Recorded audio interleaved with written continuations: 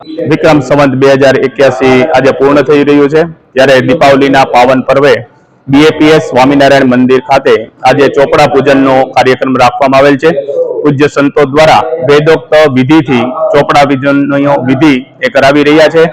આજના આ ચોપડા પૂજનની અંદર અંદાજે 250 થી વધારે વેપારી ભાઈઓ બહેનો અને એમના પરિવાર સાથે લાભ લઈ રહ્યા છે।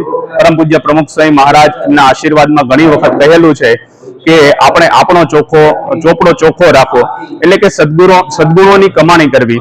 સમગ્ર વર્ષ દરમિયાન આપણે કરેલા સારા નરસા કાર્યો એની આજે સરવૈયું કાઢી અને આવતું વર્ષ આપણું એ સારું નીવડે, યશસ્વી નીવડે એના માટે આપણે ચોપડા પૂજન કરીએ છીએ। પૂજ્ય સંતો દ્વારા વૈદિક વિધિથી આજે ચોપડા પૂજન કરાવેલ છે। સાથે સાથે આવનારું વર્ષ એ તમામ માટે યશસ્વી, ફળદાયી, લાભદાયી અને શુભ નીવડે એવી ઠાકોરજી સમક્ષ પરમ પૂજ્ય પ્રમુખ સ્વામી મહારાજ અને પરમ પૂજ્ય મહંત સ્વામી મહારાજના ચરણોમાં પ્રાર્થના કરી છે।